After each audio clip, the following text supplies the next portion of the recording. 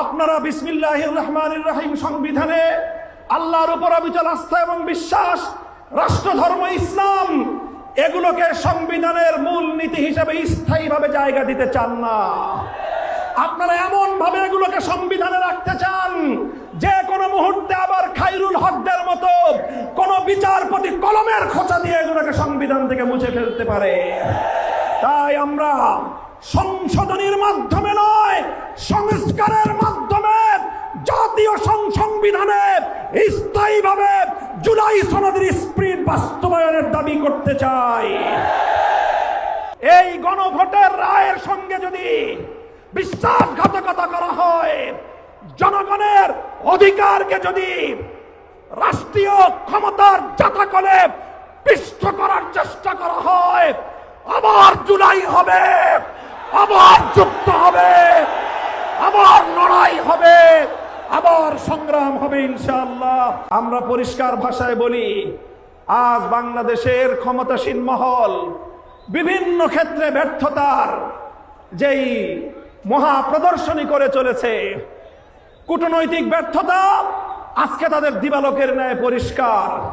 বাংলাদেশের বর্তমান সরকারের কূটনৈতিক ব্যর্থতার কারণে আজকে একটি দেশ থেকে আধিপত্যবাদী দেশ, যারা বাংলাদেশের মানুষের অধিকারকে 15 বছর পর্যন্ত তাদের পায়ের নিচে পিষ্ট করেছে, সেই আধিপত্যবাদী দেশ বাংলাদেশে একজন কূটনীতিক নিয়োগ করেছেন। বিশ্ব ইতিহাসের সকল কূটনৈতিক সভ্যতা এবং ভদ্রতার শালীনতাকে, রেওয়াজকে উপেক্ষা করে তাদের একজন দলীয় এজেন্ডা বাস্তবায়নকারীকে বাংলাদেশে সেই বিজেপির দলীয় এজেন্ডা বাস্তবায়ন করার জন্য কূটনৈতিক হিসেবে বাংলাদেশে নিয়োগ দিয়েছে। অথচ বাংলাদেশ সরকার এটার কোনো প্রতিবাদ জানায় নাই। আমরা পরিষ্কার ভাষায় বলতে চাই, আমরা ভারত রাষ্ট্র এবং তার জনগণের সঙ্গে বাংলাদেশ সমতার ভিত্তিতে কূটনৈতিক সম্পর্ক স্থাপন করতে চায়। বাংলাদেশকে বিজেপির কোন দলীয় ফোরামে পরিণত করতে দেব না। বাংলাদেশের বর্তমান সরকারের কূটনৈতিক ব্যর্থতার কারণে হরমুজ প্রণালীতে বাংলাদেশের তেলের জাহাজগুলো বারবার আটকে যাচ্ছে। বন্ধু প্রতিম দেশ ইরান বাংলাদেশের সঙ্গে বন্ধুত্বের হাত বাড়িয়ে দেয়, কিন্তু বাংলাদেশ চরমভাবে কূটনৈতিক ব্যর্থতার পরিচয় দিয়ে এখনো পর্যন্ত হরমুজ প্রণালী থেকে একটি জাহাজ অবমুক্ত করতে পারেনি। যদি আপনারা না পারেন, ব্যর্থতার দায় স্বীকার করে আমাদেরকে দায়িত্ব প্রদান করেন। আমরা হরমুজ প্রণালী থেকে বাংলাদেশের তেলবাহী জাহাজ মুক্ত করে বাংলাদেশের জ্বালানি সংকট নিরসনে ভূমিকা পালন করতে প্রস্তুত রয়েছি। আপনারা কি করবেন, কি করছেন? বাংলাদেশ ব্যাংকের গভর্নরের পদ দখল করেছেন। বাংলাদেশের গোটা ব্যাংক সেক্টরকে দুর্বৃত্তদের হাতে তুলে দিয়েছেন। এভাবে ব্যাংক সেক্টর থেকে আবার দুর্বৃত্তপনার মাধ্যমে বাংলাদেশটাকে আপনারা ধ্বংস করার পায়তারা করছেন। আপনারা দুর্নীতি দমন কমিশন থেকে বিচার বিভাগ পর্যন্ত রাষ্ট্রীয় প্রতিটি প্রতিষ্ঠানকে দলীয়করণ করার পায়তারা করছেন। আমাদের আখেরি পয়গাম, বাংলাদেশ ইনশাআল্লাহ আর কোনোদিন সেই একদলীয় বাকশাল তন্ত্র অথবা বিএনপি তন্ত্রের যুগে ফিরে যাবে না। বাংলাদেশের শহীদ প্রেসিডেন্ট জিয়াউর রহমান যেইভাবে বহুদলীয় ব্যবস্থা বাস্তবায়ন করেছে, সেই ব্যবস্থার রাজনীতি যদি করতে পারে বিএনপি টিকে থাকবে, অন্যথায় বিএনপি তার অস্তিত্বের সংকটে পড়বে।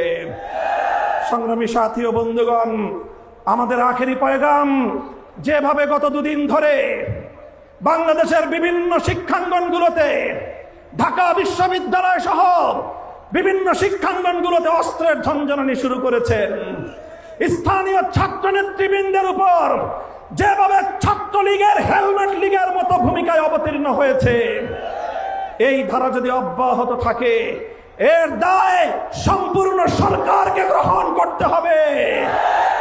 মব সংস্কৃতি বন্ধ করুন, দ্রব্যমূল্য লাগামে টানল, দ্রব্যমূল্যের লাগাম টানুন। এভাবে রাষ্ট্রের প্রতিটি সেক্টরে বিরোধী দলের পক্ষ থেকে সহযোগিতার যে আহ্বান জানানো হয়েছে, সেই আহ্বানে সারাদিন ইনশাআল্লাহ আমরা সহযোগিতার ভিত্তিতে দেশকে এগিয়ে নিতে প্রস্তুত। কথা বলেন ঠিক কিনা? আমি আজকের এই বিশাল গণসমুদ্রকে লক্ষ্য করে আখেরি কথা জিজ্ঞাসা করতে চাই। এই কালো পতাকাটা নামান। আমি আপনাদেরকে বলতে চাই, আজ গণভোটের রায় বাস্তবায়নের জন্য বাংলাদেশ খেলাফত মজলিস যে ডাক দিয়েছে, এটি আমাদের সর্বশেষ কর্মসূচি নয়। আজ হলো আমাদের গণভোটের রায় বাস্তবায়নের জন্য কর্মসূচির যাত্রা শুরু। এই কর্মসূচি নিয়ে আমরা বাংলাদেশের প্রতিটি প্রান্তে প্রান্তে ছড়িয়ে যাব। তাই আমি কর্মসূচি ঘোষণা করছি, আগামী 3 মাস, মে, জুন, রক্তাক্ত জুলাই, বাংলাদেশের প্রতিটি জেলায় জেলায় গণভোটের রায় বাস্তবায়ন এবং দেশের অন্যান্য চলমান সংকট নিরসনের দাবিতে বাংলাদেশ খেলাফত মজলিস জেলায় জেলায় নাগরিক সমাবেশ করবার ঘোষণা দিচ্ছে।